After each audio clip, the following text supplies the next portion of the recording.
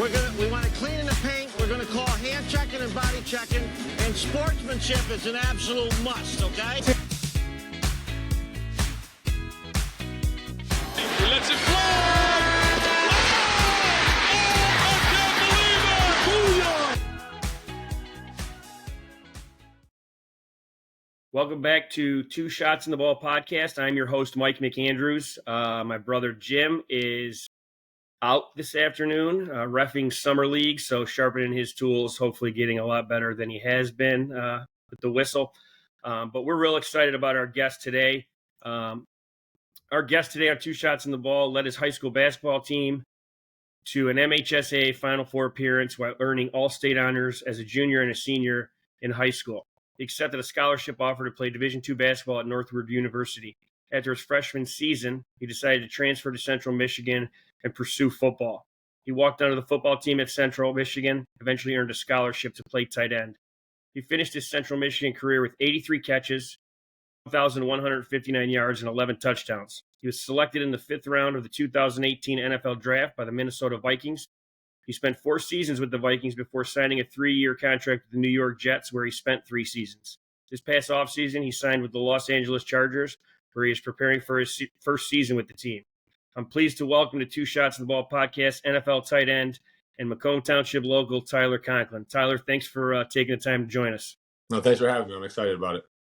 So, take us from the beginning of your athletic journey. I'll back up just a little bit. You certainly won't remember this, but I will. I used to work out all the time. I know our followers will find that hard to believe that I actually used to work out. And I was a member at the Y, and I'd go up to the Y all the time, get some shots up, play open run. And I remember seeing this lanky junior high kid with a basketball in his hand every single day. And then about 3 years later, I was at a camp, and I saw Seletsky, and I'm like, dude, what's that kid's name? I've been watching him hoop since he was in, 6th grade at the YMCA. Like, you just had a love for it at that point in your life, didn't you? I was obsessed with it. The YMCA is some of my fondest memories. My parents split when I was in 6th grade. My dad lived in Mount Clemens, and that's just all I ever wanted to do. My dad used to get mad at me because we would go over and see my dad every other weekend and every Wednesday, and all I ever wanted to do was go play basketball at the Y.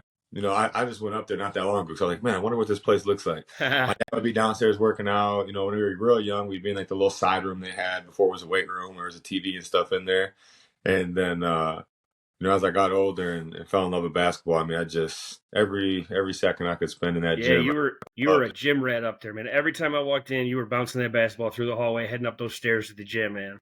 Yeah, so I got that YMCA tattooed on the back of my leg. Do you really? Yeah, awesome. I feel like it played a pivotal part in my journey. I remember being a little kid there and just all by myself in that gym, like, man, I can't wait to go pro or whatever, and make this court named after me or whatever. Yeah. I think about that all the time when I was just up there by myself, running drills and doing whatever the heck I was doing. Yeah. So take me through a little bit of your high school journey. You played at Lance Cruz North for a very good friend of mine, Jay Seletsky. I don't know if Jay would consider my brother Jim a very good friend, since Jim has to ref a lot of his games. Yeah, we know how Jay gets. Yeah. And then kind of that pivotal shift from college basketball dream to college football and eventually the NFL. Yeah, I mean, man, it's crazy you brought up the YMCA. It's just, I don't know. It's just kind of something I guess I haven't thought about in a long time. Yeah. Really, where it all just started for me.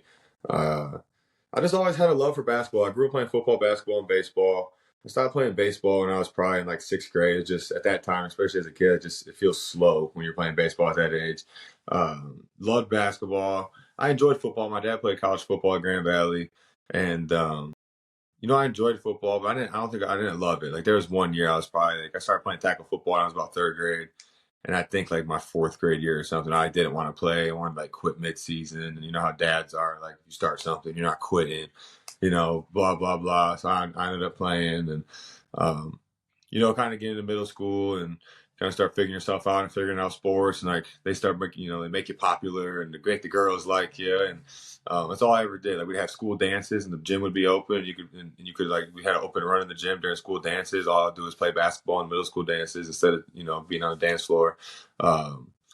And, we always had a pretty good high school in L'Anse Creuse North, right? Like nothing crazy, but we always competed in the red. And I used to go to the games when I was a kid, especially like when Eric Thompson and stuff was there. Yeah. Was, a prominent player at L'Anse Creuse North. And, as you're growing up in that system at L'Anse Creuse, Coach Shaleski's kind of like one of those guys. You're like, oh man, like I don't know if I'm looking forward to playing for this guy. Like he just the way he coached, right? Like Yeah. now, like Intense. looking back at it, he's just one of my favorite. He's one of my favorite coaches I ever had. But he's just an intense coach, and he set a standard. He expected a standard. So like as you're coming up as a kid and going to Hoopla, which is a summer camp he used to run, and as a kid you think it's the coolest thing in the world, going to hang out with the varsity players, and kind of throughout that, like I always felt like I was always like the best, kid for in my age group, or right, or whether it's a little older or younger, trying to win all the awards at Hoopla or whatever camps I go to, at Cornerstone or whatever it was, playing in Gus Mackers every year. You get to middle school, you get to play at the high school gym, and for like your last game against our rival middle school, and you never know what the coaches think about you and stuff. And you guys all talk like, oh, and now like watching my first coach, like, oh, we got this middle schooler coming up who's going to be good. Hopefully he stays here. Hopefully he does that. Yeah. It's funny to think like what coaches would have thought about like me or my, the kids in my grade back then, like as we're coming up through middle school and all those things. Now that I hear, my friends and stuff that are coaches talking like that. But yeah, so we get to high school, and I got moved with the varsity my sophomore year, and I know you just said you got back from team camp, and like that's one of my other really good memories of basketball. We went up, I forgot where we went though, but we all have tents out, and we go up to some small school up north of Michigan, and team bonding. I'm the young guy, and you're looking up to all the old guys trying to figure out and get a feel for the game at the varsity level. And I had some decent games that year as a sophomore where I was like, okay, like I think I can really take the next step as a junior. And in football, we were like 0-27 at L'Anse Creuse North going into my senior year. Varsity didn't win a game for 3 years. Finally, my senior year, they hire a new football coach. But before that, we have our junior year of basketball, and we go on a run, and we go to the Final Four. And that's kind of when you exploded onto the scene. Yeah, we lose to Saginaw, at the Breslin, and played in some. I mean, there's so many games throughout that stretch that just almost didn't go our way. Tippin versus Frazier to win the first game in regionals, and then we beat a good Denby team in the regional finals, which was we had a good, like Coach Lesky we had to kind of figure out in a sense when we played teams in the MAC and whatnot. We were kind of a little more run and gun, push the tempo, press. Then we went and played teams in the city, whether it was Denby or whatnot. Then it'd always go like kind of like a man zone, slow it down. Like I think we beat Denby like maybe like 40-44 or something. I don't remember exactly, but it's something like that. 42-44 or something. So yeah, I mean that run was incredible though. You were saying you're coaching high school, Dave Jackson. He was the principal at our school, and he passed away that year. And throughout that stretch, that we kind of, a lot of that, like we kind of like put in his favor. Like he's kind of guiding the ship a little bit and watching. Yeah, and as somebody for me watching, because I was close with Jay, and the Jackson family was still involved in L'Anse Creuse North. Just it almost seemed like you guys were destined, right, to get to that Final Four. Yeah. The entire crowd's wearing the DJ 212 shirts, and it was just like you guys just had that destiny to get there. Like the game at Callahan Hall was unbelievable to get to the Final Four. We had we just had a great class of students too. Like we used to have our game days and our student sections used to be electric, and it was just a great community atmosphere. I felt like at that time in my high school career, like that's not everybody loves high school, but I really loved my high school career, football, basketball. The coaches we had, the student section we had, and like you said, that run, it just felt like we were destined. Like certain things just fell our way, and I mean that's kind of life for us at the end of the day, right? My football career has gone that way in a lot of the sense of, like you could make a left turn or a right turn, and luckily all those left and right turns got you to the situation you're in, and one of those turns not going your way may not could lead to a whole completely different outcome for better or worse. And that's just how that kind of run went. It's still one of the most memorable moments too for me. It was just, I mean, that was, at that point, it was the farthest a Macomb County team I think has ever gone. Obviously, been a couple of teams like New Haven and or I think Warren Lincoln and some teams that have won the state championship now. But the game's a little different. And your alma mater had a heck of a run this year. Yeah. I went to the regional games. And, did you? That's going to be kind of one of the things I really want to slowly kind of integrate myself back into the school district at L'Anse Creuse North and help them kind of get back to where I feel like they could be with, the area that we're in. Yeah. But yeah, I mean, it was a great high school, and then we go into our senior year, and we lost in the regional finals to Detroit Southeastern. We played a tough schedule that year. Coach Lesky really was like, okay, like, we went into the preseason ranked like 4th or 5th in the state. And, I think I was like top 25 in the state. And he really kind of stacked that schedule. Like, we had Detroit Country Day come to us. We had Consortium come to us. We had Orchard Lake St. Mary's in the Dave Jackson Classic. We went out and played Rockford over. We went to them in Grand Rapids and sat on the west side of the state and played Rockford. And then we ended up losing to Detroit Denby in the regional finals, where we were up 10 points in the fourth quarter and we blew. Yeah, I was at that game. It was at Grosse Pointe North. Yeah, it's brutal. I mean, we both those games barely beat Chip in the first game. Yeah. The first game of regionals, we couldn't hit a shot. Either game we struggled from the field. I struggled in that last game. I think the only person that played good in that game was Frank DeVos. I think he had like 24 or something in that game. Yeah. But yeah, then the run kind of came to an end there when we really thought we had a chance to kind of repeat at least what we did or get back to the Breslin. So that still stings a little bit, I guess, looking back at it. You kind of just erase it from your memory, move on. But yeah, when it comes up and you talk about it, and there's a lot of things like my decision to sign early, like before my senior year and stuff that I think affected me playing in my senior season. But so kind of that. Talk to me about, you had a stellar career, one of the best athletes to come out of Macomb County. As a basketball player, let alone what you've pursued professionally. So you go to college, you sign early, go to college on a basketball scholarship to Hillsdale, ultimately switch over, kind of go through that process, what it was like for you. I think before we got there, like going into my senior year, I wasn't going to play football. Both the quarterbacks I played were two of my best friends, and we got a new coach. He's like, "Oh, we're going to host our first ever playoff game. We're going to win our first ever playoff game." I'm like, yeah, right, dude. We haven't won a game in 3 years on the varsity level. He comes, we win our first playoff game, host our first playoff game. I go all state. I have a good year, and I'm like, I'm not going to throw away everything I've done for basketball. And like, basketball is always my love. I'm like, I'm not going to throw it all away for one good football season. I was getting recruited a little bit by the MAC. Really, Central was the hardest, and then Illinois was like the one Power 5 school that was recruiting me at the time for football slightly. And, I called Northwood. I was like, hey, I kind of want to, listen, see what my football, recruiting looks like. And they're like, hey, like, you can do that, but you won't guarantee that your full ride will still be there. So I went home and I'm like, you know what, I'm just going to sign. Like, I'll go to Northwood. I'll be on a full ride. I'll be to help my parents. Like, I'll just go be the best player to ever play at Northwood. I'll go overseas. Like, I had it all planned out in my head. I'm like, okay, I should be at least going. I'm like, in my head, I thought I was going to go to UD. Kind of UD, Eastern Oakland were like recruiting me a little bit, but they kind of were waiting like for some of their guys to see that are they not going to, be eligible or whatnot. Right. So I signed before I even played my senior year, and I'm like, all right, whatever. Like, I'll go to North. I'll be the best ever played and go overseas. I feel like for going into my senior year, I wish I wouldn't have done that. I just feel like it maybe took a little bit of the drive from me. I try to think back at times and think like, okay, why? Because I just feel like I was a little less pressed during that senior season. Yeah, so like, go out there and was I as motivated or not? And just dominate. I was like, okay, I already know where I'm going. I'm going to the next level. Like, let's go have a good year and get back to the Breslin. But I wasn't, I guess, individually motivated to go and, I guess dominate. I don't know how to phrase it, but so then we go to Northwood, and I went up there in the summer and took a summer class, and I was just kind of miserable. Like, first time going to college, you miss your high school friends, you miss being home, all the typical like freshman year college stuff. And I'm telling my mom and dad I want to leave. I'm like, oh, just stick it out. You'll be fine. You're just homesick. I'm like, all right, come back for like a little break during the summer, go back for the season. And I just didn't like it. I felt like I sold myself short. I always told my mom when I was little, I was like, I'm gonna be the first Division I athlete in our family. And I felt like I didn't live up to my word, and I felt like I could have been playing at a higher level, and I was just kind of miserable. I didn't like being at school. So then I stopped going to class. I'm struggling on the basketball court. I'm just not happy with my situation. So I started looking up schools like UD, Eastern, Oakland. Okay, like what's their guard situation look like? If I go and transfer to one of these schools, like when do I get on the court? And then one day I was watching Michigan State play football, and I was at Buffalo Wild Wings, and Josiah Price is a tight end. I think he has the record at state for most touchdowns as a tight end in a career. And, he called like a stick nod for a touchdown. And I'm like, you know what? I think I could do that. And so then I kind of started, looking at some schools for football, Michigan State and Central.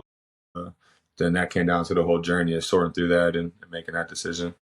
So did you reach out to Central at that So point? Central was the school that recruited me the most. So Coach Out of Mike high told me school, in my right? area, the high Yeah. school. Like, they'd come to the high school, they'd talk to me. And I was just like, oh, I'm not going to Central. Like, I'm not playing football. I'm playing basketball. Like, I didn't even pay any attention.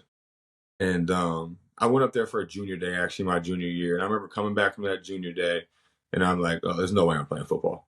Like, I remember watching that practice and how long that practice was and how big the dudes were and how the coaches were coaching. I was like, I'm not playing football. Like, there's no way. Like, I'm a basketball guy.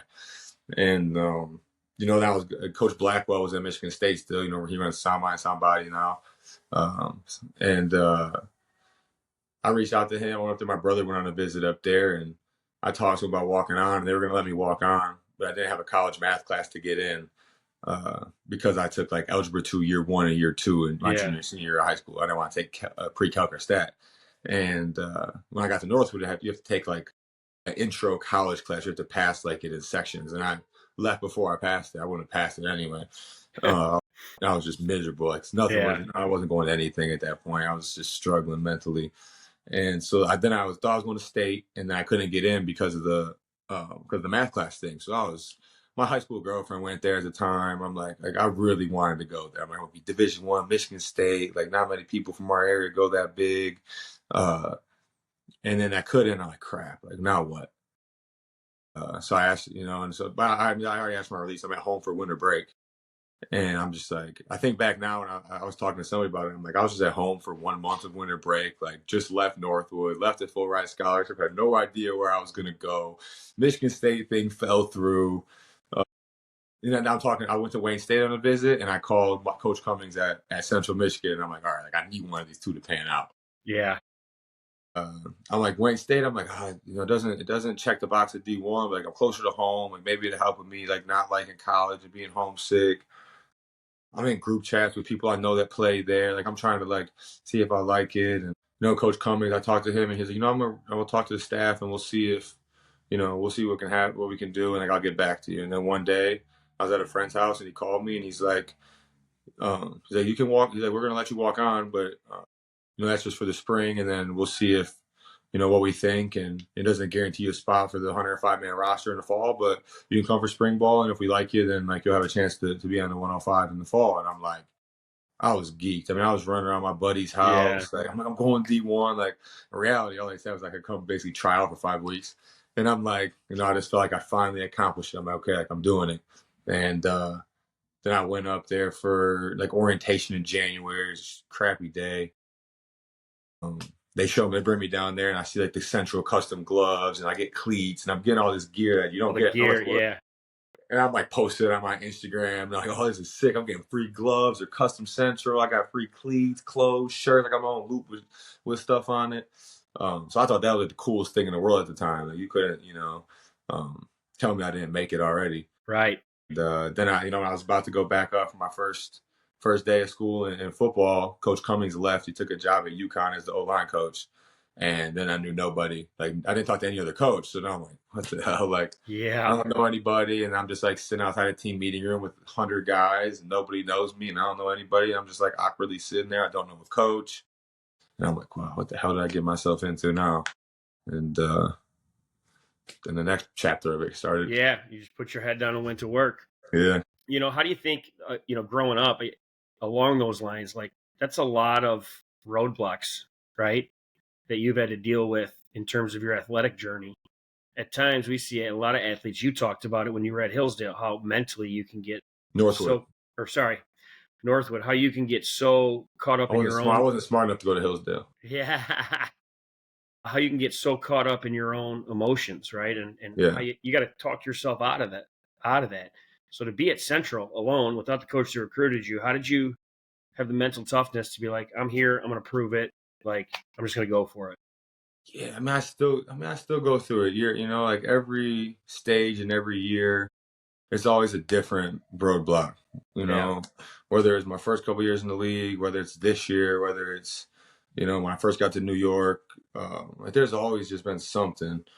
And, like I think back on it and I'm like, I don't know, a lot of it was emotion back then, but it was also just like this, like my goal was always to be a professional athlete. Like that was always my thing. Like, and I talk to my family about it now because a lot of people just think like, oh, like you're just big and fast and strong, and you're just like, not everybody can do that. And I'm like, I really wasn't that big, and I wasn't that strong, and I wasn't that fast. Like I was tall. Like you can't, obviously thankful for my height. Without my height, that wouldn't be possible. But I was 180 pounds. I wasn't fast. I was just tall, lanky kid. I'm not gonna jump, but like it's not like I had all these traits. I just, not just. I think back on it. People think that, and I just had this belief that I could do it. And everybody asks, like, what would you tell kids? I'm like, the main thing I would tell them, and it's just like, it's weird advice because it's like everybody says they believe it or believe in themselves or whatever they're doing, whether it's to be a doctor or a lawyer. I just always thought I'd be a pro athlete. And I just thought it would be basketball. And I think every like CEO or business or person or life at some point, you have a dream and you get to certain points and roadblocks, and you gotta know when to pivot or when to not pivot, and when to take a risk and when to not take a risk. Like when you spend your last dollars to try to make a business dream come true, right? When you throw away a full ride scholarship to switch sports and move up a division and chase it the same dream in a different way. So how do you do that with a business? Maybe you got to change your business and put all your last into it. Like that's how I think of it. It was just like an undying belief that I would be a pro athlete, and throughout the way, like I just had to stick to that and try to be as consistent as possible and not get too high, not get too low, even when I was too high or too low. And, just kind of react in the best way I thought possible. And through every stage, I always tried to and I still do it. Like through free agency this year, I still did it. Like, what are the pros? What are the cons? Like, how do I try to make the most informed decision I can in every situation? And then if it works out in my favor, it works out in my favor. Like, I know I'm going to do the work. I am who I am as an athlete and a football player. I'm going to keep trying to get better, but I am who I am. So, like, what information can I take to put myself in the best situation and then work like I always have? And, it's going to work out how it's supposed to at the end of the day, whether it's how you think it should have worked out or not. I mean, it all happens for a reason. So I posed this question to a couple different athletes we've had on here so far. A couple Division I athletes. We had a player currently at Michigan, basketball player, on a couple weeks ago, who, like yourself, played multiple sports in high school. Do you think that multi-sport experience, specifically in high school? I mean, everybody today is talking about getting a trainer, get a basketball trainer, specialize in basketball, play travel baseball. Like the specialization, to me, I think the overall experience from multiple sports can be so valuable for kids because you might not be the best at everything, right, that you're doing. What's your take on how playing multiple things growing up helped shape you? I mean, my take on sports and youth sports nowadays is not the best take, right? Like, I just don't think that. I mean, it's just like the rest. I'm not going to get into the world, but right, like they found a way to make money and like abuse, parents and kids in the sense of like every parent wants to help their kid reach their dream, and if a kid wants it, their parents going to help them get it. So now you got they're mortgage the house for it. Yeah. So now they've made the sports world into that. Like they made it a lucrative business from the time you're 8 years old to, whenever, to the rest of your life, as long as you're playing. And I don't necessarily agree with that, right? Like I still I struggle with it now having a son of like, how am I gonna like let him check? If he comes to me when he's 12 years old, like, hey, Dad, I want to work out at 6 a.m. Like, all right, well, we're doing it, but like, don't come to me in 2 days and not do it, right? But like, I want him to be a kid as long as possible. I just hate that it's getting stolen away from kids a little bit of like, you have to commit to this right now, or you're gonna feel like you're left behind. Your parents are gonna feel like you're left behind. So I don't love the trajectory of how we've done that to our youth. But I do think. Go ahead. I'll just to answer your question. Like I do think multiple sports are important, right? Like obviously my situation, because the two sports I played, like I went to college for both of them and I ended up playing. But like so many of the traits transfer for me, and so many of the adversities and the experiences, right? I've never met somebody like when I almost didn't play football my senior year, I had friends that didn't. And I've never ever met someone that was like, man, I regret playing football my senior year. Yeah.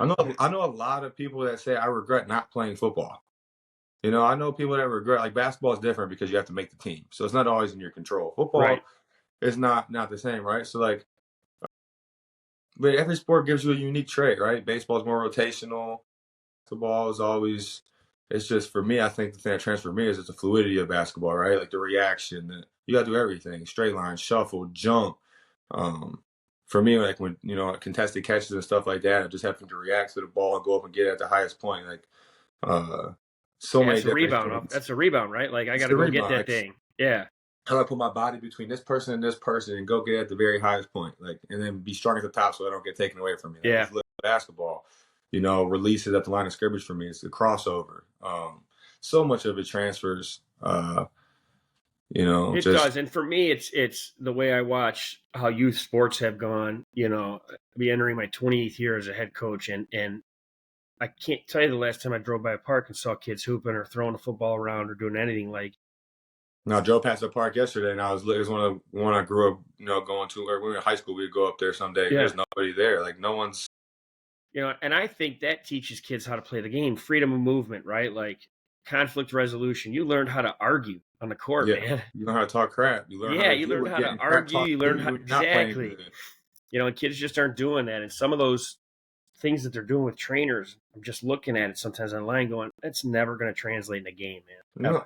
I mean, even at my point now, like, I've done stuff with trainers, even when I was in the NFL, and been like, when I first started, like, oh, that's not going to translate. So now every time I train something, like, if they tell me to do something, it's like, okay, like, what am I replicating here? Like, right. Or I walk through it in my head and be like, okay, like, I got to envision I'm releasing here and doing this and doing that. Because, like I said, it's just all of it's like, how do I make $1, right? How do I create notoriety on social media? Yeah. And then, create my platform, charge more than I should for an hour session, get kids in there and make them feel like they're doing what they need to be doing, and then not teach them the game. Like, I wish I would have grew up, even with basketball for me. I know it's a different world. Like, I never like thought about basketball in the way the game's actually played, right? I didn't like think about getting to my spots. I didn't think about, like, I was never taught that. Like, I just played basketball. Like, I went to the play by myself, and I did whatever drill work I could look up, where I watched like a Steve Nash DVD and wrote down all the drills in my notebook, and went to the gym and did my ball handling, and then set my garbage cans up and did my jumpers and finished with my free throws. Like, I do wish I would have had someone that could have. And that's a caveat of it, right? It's like, there's so much bad, but at times, like, there is the time where you can find a good mentor, a good teacher, a good person. It's like, if someone would have taught me, like, you just need to learn how to get to your spots on the basketball court and make those shots consistently, I mean, I would have been 10 times better. Yeah. I was just going to flow the game. Oh, I'm off today, or I can't get my shot. I can't get to the bucket today. Right. If I had advice for parents today, it would be to make sure what the intentions of the person you're working with are, right? Like, are there intentions to, actually help your son understand the game better? Yeah. Or is especially when they're little, like, right. Like, can you understand the game? And then the rest to come. Like, you're going to have the kids when you're 12 years old that are bigger, faster, and stronger, and they're going to be way better. Like, that wasn't me. Like, there's always the 8th grader that was 6 foot and just dominant everything. And all of a sudden he slowly declines because he never had to learn how to, be good at the game because he was bigger, faster, or stronger.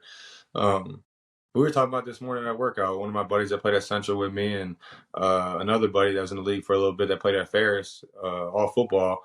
But we were just saying, like, we were talking about our kids, and one of his buddies was like, yeah, his dad was never going to coach youth sports. Then he went to a practice, and the coaching was so bad, he's like, I have to coach it. like I just have to.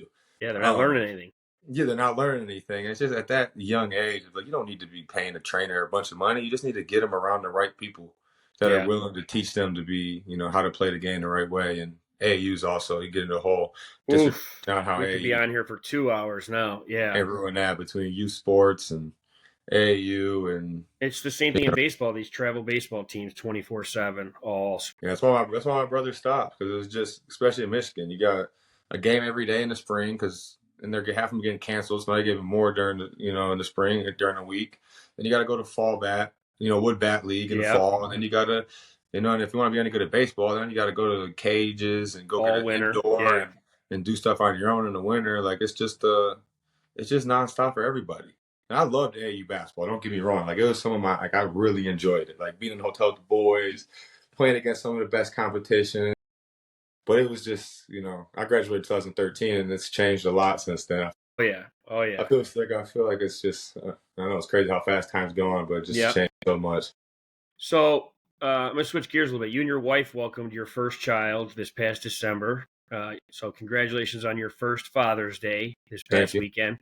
Appreciate it. For those of us who are parents, fatherhood changes your perspective on a lot of things in such a positive way. How has being a first-time dad kind of affected, the decisions you make, the kind of the perspective you has your perspective shifted now that you're a parent? Yeah, I'll start by saying this isn't to suck up. Like I've been telling my friends, I'm like, hey man, like when you guys plan to have kids, like make sure it's the right woman. Like if I give you one piece of advice, make sure it's the right woman and make sure it's someone that wants to be a mom and have kids because like that was always my wife's thing. Like I used to be on her back in like when we were first together. Like, what are you gonna do? Like I don't need you to make a bunch of money, but I need you to have a passion. Like I need you to do something. Like what do you care about? Teach preschool, whatever. And she said, I want to be a mom. I want to be a mom. And now 7 years later, married and our first kid, like she makes my life so easy. Yeah. Like and obviously we're blessed to be in a situation we're in where she doesn't have to work and whatnot. Not everybody's that lucky, and I understand that. But she lets me put them, focus on football and provide for our family because that's obviously not a forever thing. Um, and then she does an amazing job, as hard as it is to just, hold the house down. Yeah. So that's the one thing advice I give my friends right now after dealing with it and like going through the stages that I had with women and different things. Like, Yeah. I definitely wasn't a saint back in the day. And I had to change a lot when things, when it all comes full circle. That's the one thing. I know it's not the kid perspective, but that's just one thing of advice when it comes to like women and finding the right one and whatnot. So from my perspective, and I'm sure it's the same for you, we all have, when you're involved in sports, you have bad days. Like Yeah. coming home, seeing that child, it's not as big a deal to me as it used to be Yeah, 10 years I've ago. experienced that already for sure. You know what I mean? Like 10 years ago, I'd be up all night. Now it's like, let's spend some time with my kids, Yeah, like the last 3 weeks I was in California away from him. It was my first time really being away from him. 3 weeks was a long time, especially at 5 months, because so much changes in a day-to-day basis at that age. And I was just missing him, and it was kind of making like OTAs and stuff a little harder. I was going through it a little bit. Like, I just was in a little bit of a funk. Like first time away from my son, all the way across the country, time change. So I wasn't even getting to talk to him a lot or talk to my wife and act like I'm talking to him on the phone or whatever. Yeah. And then I got home and I was, like, I'm trying to get in my routine and whatnot. And just like I come home and you're right. Like, it's just like, wow, like it's nothing else really matters for, for a little bit of time. Yeah. And I'm just excited to kind of go through the journey of trying to help create this little person into, the best person he can be, in the best way possible. I think I was raised really well and I just got to kind of tweak some of those things. And I'm excited to, Awesome. make him into the successful human one day, hopefully. Awesome. So I want to talk about the physical demands of being an NFL player and an NFL season and how grueling I'm sure that is on your body. What do you do on a daily basis throughout the season to kind of maintain your body and keep your body right for an NFL season? Yeah, I've gone through phases, right? Like every year, my training, whether it's on the field, like training, football wise, or whether it's strength training or speed training or whatever. My first couple of years, had a hard time figuring out like where does it fit into this equation? Because when you get to the NFL, it's your first time not being told what to do. Like you don't have a winter program, you don't have a summer program. Like you get done with the season in January, February, and you're home until mid-April, and then you go to OTAs and you're there for 2 months until mid-June, and then from mid-June to mid-July, you're at home for another month, and then you get back mid-July and you're in camp. So like that month that you're home between June and July is obviously really important, right? You don't want to just go home and be an idiot and then go to camp and get banged up because soft tissue or something. We're training the right way. It's a little different after the season. Like I never really stopped. That's just my internal head telling me I need to be doing more at all times. But on a daily basis, I get a lot of body work, acupuncture, massage, chiropractor. That's like the three main modalities that I use that I outsource on a weekly basis. I usually set my schedule before the season. Massage is on Thursday. Whatever acupuncture's on. Whatever kind of changes based on how each team does stuff. So I'm still figuring it out here. But I set that schedule because I always find that like when I set my schedule before the season starts, I just do it. Like if I don't set my schedule and it's like Tuesday, I'm like, I should get a massage today. But like I have to text somebody and like schedule it. By the time I get home, like, whatever, I'll be all right if I have a massage. So like I set my schedule ahead of time and okay, this is what I do every week for the rest of the season. Like this is my body work, this is my massage, my acupuncture, my chiropractor, my physical therapist that comes in, whatever. Like that's set before the season and done every week. Then on a daily basis, it's just kind of the basics that I can do at the facility. Go in there, I get in pretty early, sauna, cold tub, we'll get on the foam roller a little bit, roll the feet out, lacrosse ball or whatever, and just kind of do maybe just take myself through a light movement routine, just especially at this point. Like I didn't used to always do that, but now getting almost 30 years old and going on year 8, it changes a little bit. Like Yeah. I still feel really good, and I've been blessed throughout my career. But you start to feel the change. It takes a little longer to get warmed up and all those things. But yeah, that's really it. I kind of set my routine with my body work people outside of the facility, and then in the morning I come in and if I was telling anybody like the 2 most important things that any athlete could ever do that costs no money really and you have full control over, it would be sleep and water. And it just Really? sounds so silly, Yeah. like drinking enough water and getting enough good sleep are the 2 most important things anybody can do. Like, there's nothing that helps you recover better than sleeping. Yeah. And, and there's nothing that helps your body process the way it needs to process better than water, cognitively, physically.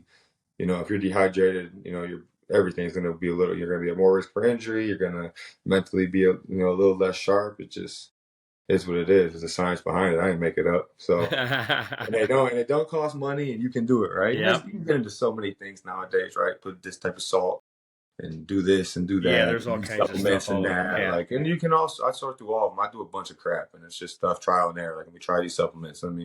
But I was a high school kid, college kid, no money, nothing. Like, how do I get enough sleep? And how do I drink enough water all the time? If I do those 2 things, it's just putting yourself in the best situation. That's the best return on your investment right there. Yeah. So now you're settled with the LA Chargers. You had some time. You just got back from OTAs, correct? With your new teammates. How was OTAs and what kind of expectations do you have for this season? Yeah. OTAs were good, right? It was interesting. Free agency didn't go exactly how I thought it would go. I feel like I'll come off, 4 really good, 4 pretty good seasons, especially with some of the things I've dealt with over the last 3. I've had 8 different quarterbacks, Yeah. 3 OTs, 2 head coaches, and I found a way to be productive in, all aspects of the game for the last couple of years. So I didn't expect to be in the situation I'm in now, going on a 1 year, be on a 1 year. And for a second, that was a little hard for me to swallow. It was one of those mental things again, right?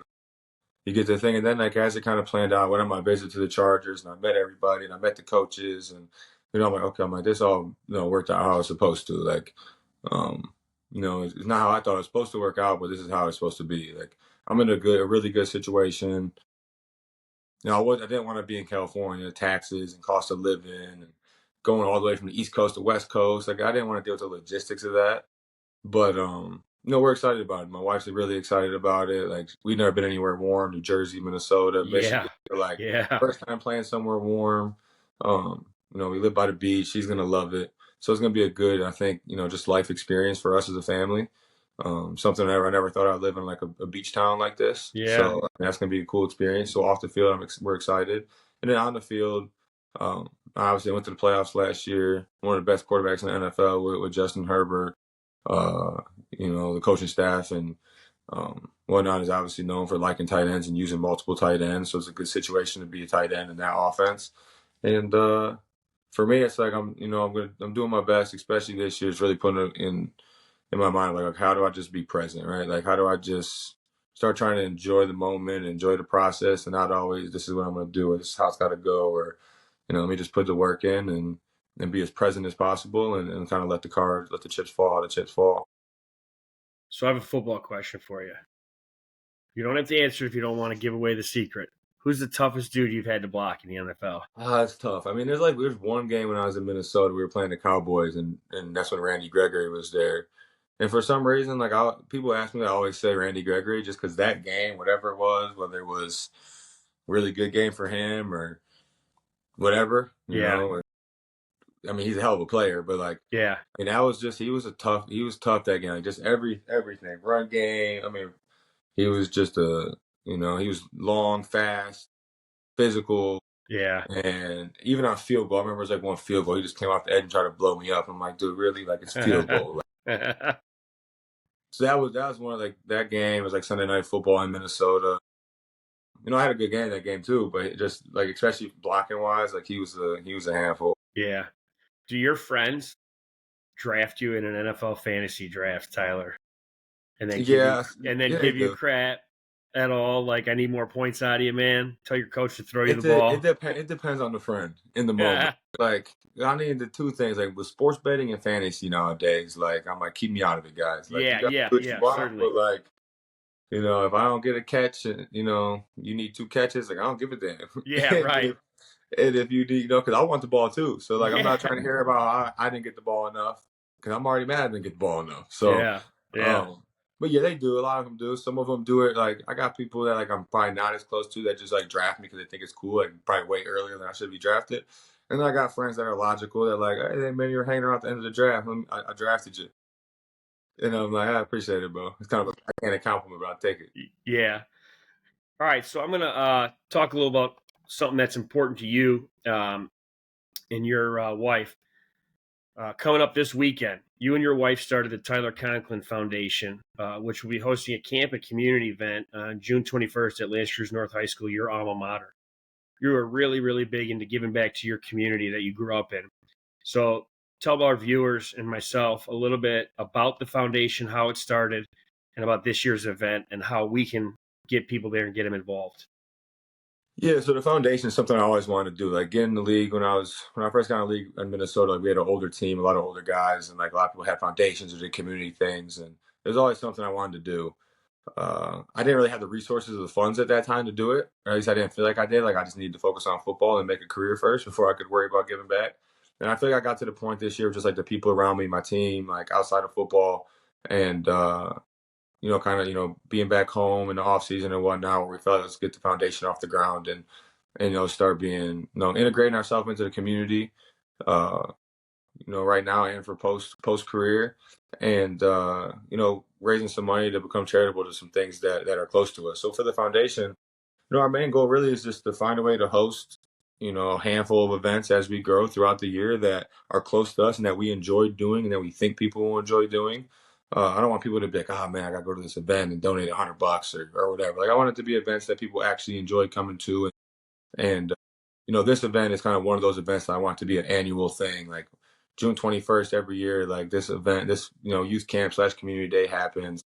And I want to do it in a way that, uh, can add value to like everybody. I wanted to be able to, we have 3 camps really. Like we have 5 to 10-year-olds, and we have 11 to 14, and then we have like a workout with some of the top kids in the state at the end of the night with me and some other NFL guys that participate in. And it was just kind of like, okay, like let's help the kids that are 5 to 10 years old at whatever stage of their athletic career that would be, because that's obviously going to be different than 11 to 14. And then let's ramp up the stations and do a little more that's going to help the kids that are 11 to 14. And then for the night session, in a world where the recruiting world and everybody has a 1-day camp every day, I'm like, I don't want to that's a space I don't want to be in. How Yeah. do I get like some of the top high school kids in the state that people are going to go watch play at Michigan State and whatnot? And how do I add value to their lives? So to get them here to do a workout with a handful of other NFL guys and an NFL trainer for 90 minutes. I'm like, okay, we can build a relationship. We can be there. Us NFL guys can be there. They're all guys from back home. There's like Malik Taylor, who's with the Lions right now. Matt Sokol, who played at Rochester Adams. He's been on a couple of different teams. There's a whole bunch of guys, like 5 guys. Zach Kuntz, he's coming from New York. He's out of state guy. But, how do we surround how do we what's his name surround from these the young Chiefs kids? is going to be there, right? And yeah, Mike Dana would be there from the Yep. Chiefs. Nick Jones would be there from the Chiefs. Ed Fitzpatrick could be there, who's out, he's a 4th-round pick in 2021, who's from Michigan.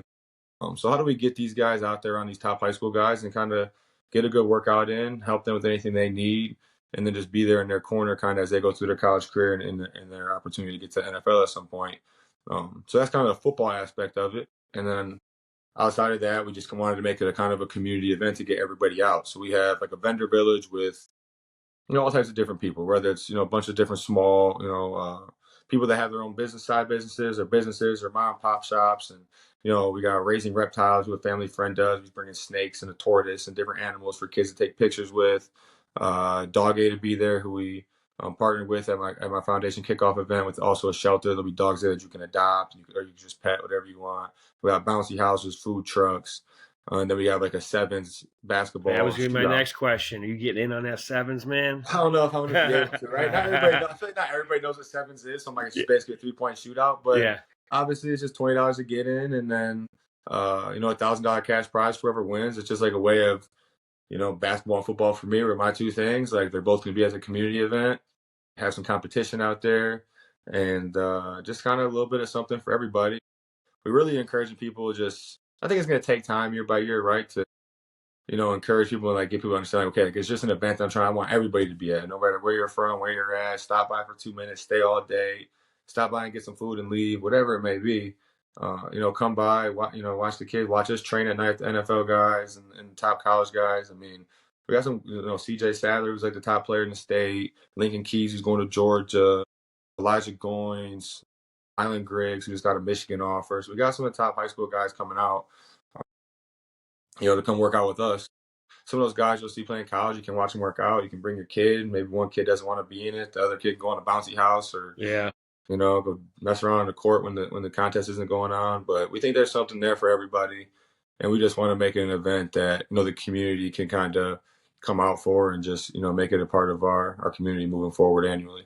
Yeah. And I think as somebody who lives, in the community in Macomb Township, I think it's great that you're using your platform and athletics as a resource for these young kids. It kind of comes full circle to what we talked about earlier in you at the YMCA, right? If I had somebody that would have been there, and that's essentially what you're doing with these NFL guys, is putting somebody in these kids' corner, especially the elite players, to help them navigate what will be difficult decisions for them moving forward. So from a coach's perspective and somebody that lives in the community, I appreciate what you're doing. I encourage every one of our listeners and watchers to try and stop by this weekend.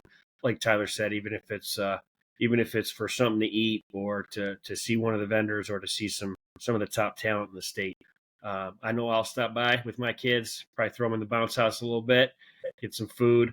But that is this Saturday at June 21st at Lance Cruz North High School. Tyler, I want to thank you for coming on, taking the time. I know you've been a really busy man out in L.A. With OTAs, coming back. You've had a lot of media obligations with your foundation.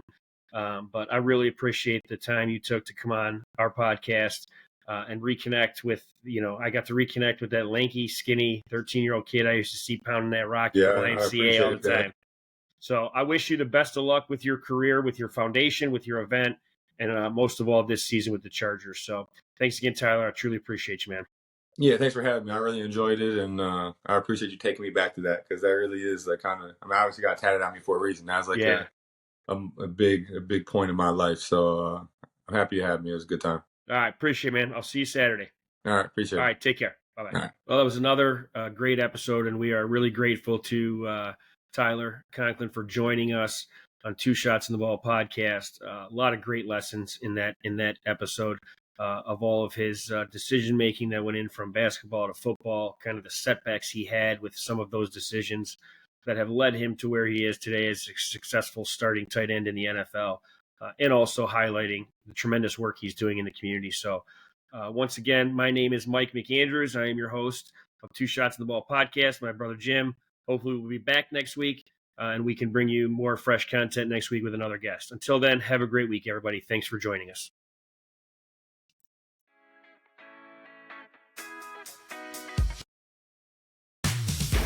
We want to clean in the paint. We're going to call hand checking and body checking, and sportsmanship is an absolute must, okay?